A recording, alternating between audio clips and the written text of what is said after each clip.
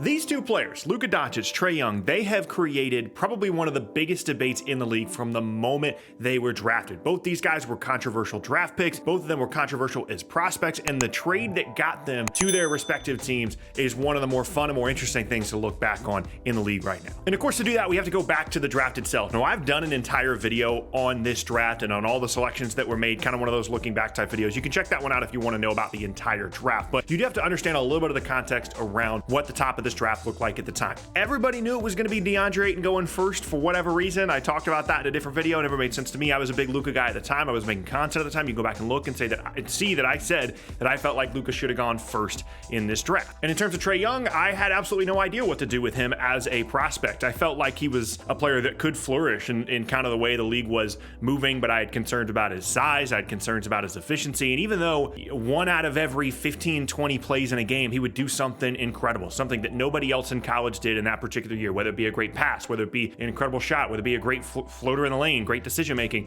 1 out of every 20 plays in a game, he would make a play like that just made me go, wow, like this is a little bit different. But because of his size and because of his inefficiency, I didn't know what to do with him as a prospect. But in terms of predictions, there were things that we knew. As I mentioned, DeAndre Ayton was going to go first, Marvin Bagley was going to go second, and then we get to the third pick. And this was obviously a pivot point in this draft. And with the third pick, you have Atlanta coming off of an awful season for them. They won just 24 games. They went a decade. They went 10 years making the playoffs every single year. Then they had a down year. Obviously, they get rid of Mike Budenholzer. They're looking to start a new era. They have the third pick with which to do it. At the fifth pick, you have Dallas, who similarly is coming off of an awful season for them as well. They won just 24 games. It was their worst regular season that century, and they were trying to find their identity as they were going into what would end up becoming Dirk's last season in the league. And of course, what ends up happening is at 3, Dallas moves up to that spot. Atlanta falls back. Atlanta gets an extra first-round pick. Dallas ends up with Luka. Atlanta ends up with Trae Young, and of course, we know how their careers have gone since. And at the time, in an interview since, the theme for Atlanta in terms of why they made this decision didn't have a ton to do with Luka or Trae. They liked both guys. They thought both guys were really good players, but they wanted value. They wanted to make sure that they were getting as much as they could out of the pick. They knew that they were going into a rebuild. They knew that the success that they had had in the 10 years prior had a lot to do with guys that weren't there anymore, and they needed a lot of stuff on this roster. And so if they felt like they could get a lot out of the third pick rather than just drafting someone, that's what they were going to do. And that extra first-round pick for them was massive. Whereas for Dallas, they wanted Luka. They were locked in on Luka. There was a lot of rumors about them before the draft in terms of getting Luka. They just didn't know if they were going to be able to get him because there was a sentiment in some front offices, like Dallas's, that Luka was this guy. Like he was going to be an all-NBA caliber player. He's going to be unbelievable as a guy that's an MVP internationally, the youngest MVP in league history internationally before he comes to the league. And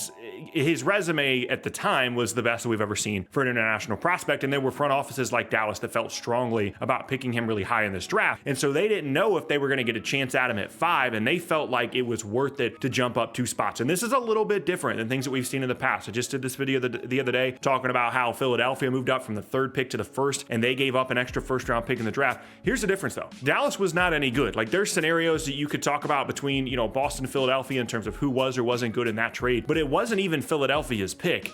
And Dallas was giving up an extra piece of their future on a team that was not good at the time, and you have no idea what Luka is going to become despite how confident they were in him as a prospect. It was a top 5 protected pick for the following draft. So Dallas was giving up what eventually became 2 lottery picks just to move up and select Luka. And so it's easy now to look back on the trade and be like, oh, well, Atlanta traded away Luka. They made this awful mistake. But at the time, there was a lot of risk here involved for Dallas. We didn't know what Luka was going to become despite his resume as an international player. There were concerns about his athleticism at the NBA level, about his foot speed, about his quickness. Can he guard? Can he get to the rim? Is he a good enough player? And Atlanta capitalized on that. They got the extra first-round pick. And they also really liked Trae Young as well. And I think respectively, each team felt like this prospect between these two guys, they fit a lot better with these organizations. They felt comfortable with each of them, especially with Atlanta getting that extra first-round pick. And I really want to hammer home this point if you're Dallas at the time. The only way this works out if you're Dallas is if Luka becomes an all-NBA caliber player. This is so much to invest in a guy that you don't even know anything about yet in terms of his ability to be a big-time NBA player. He has to hit. This has to work out. If he doesn't, and you miss on this, and Luka's just another guy that internationally that doesn't work out that's picked in the top 5, this completely ruins the franchise. Like, whoever's making this selection, whoever's running the front office, whoever's making these decisions, they're getting fired if they mess this up. And credit to them for really going after the guy that they wanted, identifying the prospect that Luka was,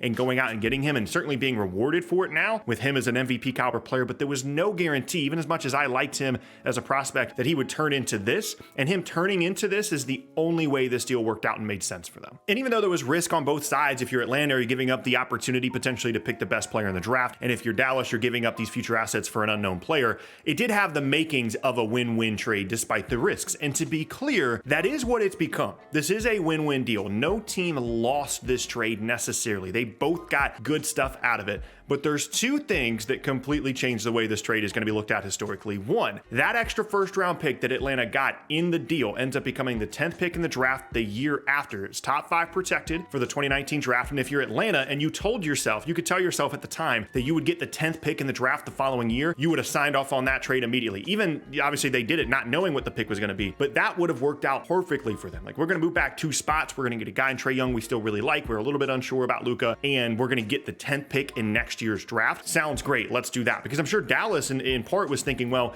if Luka's going to be as good as we think that he is immediately, and we can build a decent team around him, maybe we can push to be a playoff team. Maybe this is a late teens or even the 20th pick in the draft to move up 2 spots. And Atlanta got what they wanted. They got that extra value. They got another top 10 pick. The problem was they took Cam Reddish with the selection, who I still have some hope for as an NBA player. We'll see what happens with him, but didn't work out in Atlanta and almost felt like an extra piece for them. Not someone that was ever pivotal or critical to what they were doing. They end up trading him away to New York for a pick that is Charlotte's pick sometime into the future, that is pretty heavily protected, and at least for the next few years is unlikely to be conveyed as Charlotte continues to kind of rebuild there. I think it's top 18 protected this upcoming year, and then it goes down to 16 and 14, and this could end up just being 2 second-round picks ultimately, if you're Atlanta, that you get with the 10th pick in the draft in Cam Reddish. And it's a little bit of a weird spot to be selecting in that draft. Like, you could have gotten someone like Tyler Hero or Cameron Johnson, but ultimately that was just a bad spot to be selecting. Like I said, they could have taken those 2 guys, but Cam Reddish was a defensible pick at the time, and it would have worked out perfectly if they had nailed that selection. But the fact that they didn't means, just to be absolutely clear, this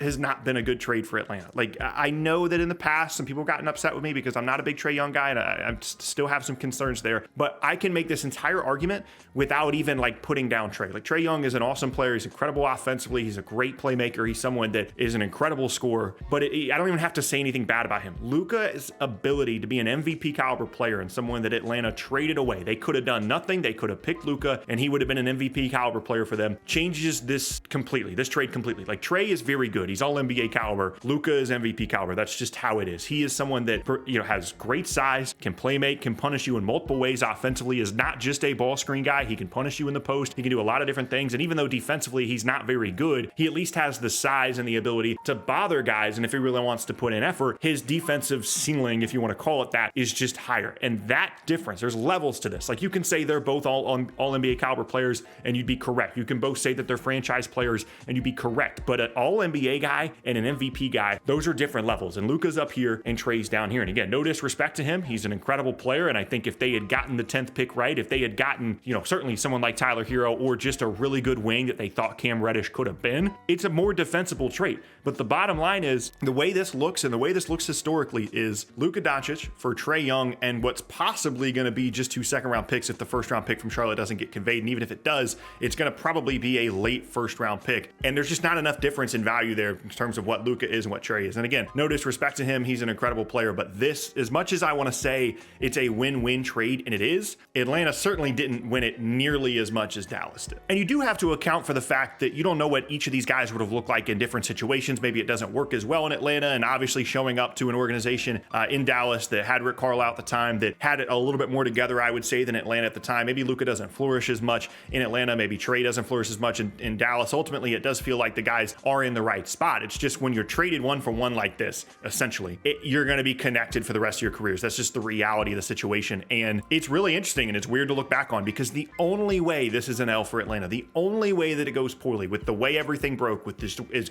great as Trae has become, and they get the 10th pick in the following draft, the only way that this isn't, at worst case, an even trade for them is if Luka becomes an MVP caliber player. And that's exactly what he's become. Like, there's so much risk here involved for Dallas that I don't think really gets appreciated enough because of how good Luka has become and how good he was immediately upon getting to the league. It's not appreciated enough how much risk there was. And even as confident as I was and Luka as a prospect, and a lot of other people were, injury or otherwise, like that's so much investment to put in a guy, and he's paid it off 10 times over. And not that Trae Young hasn't for Atlanta. Both these guys have made a conference finals. Both of them have had some level of playoff success. The difference in terms of size, potential defensive upside. I mean, Trae is literally the worst defender in the league. Luka's not great, but he's not that. And he's just a better offensive player, he's a better scorer, he's a better playmaker. And that difference in levels between MVP and All-NBA is the great separator between this trade. It's not that it's a loss for Atlanta. It's just not nearly as much of a win because you had an MVP caliber player, you had him, and you traded him away. You traded him away for an All-NBA caliber guy, but those two different things are different. And it's just so interesting to continue to look back on this deal and think about this as their careers continue to progress, because you never know what this is going to look like down the road. But right now, certainly, it's an incredible trade.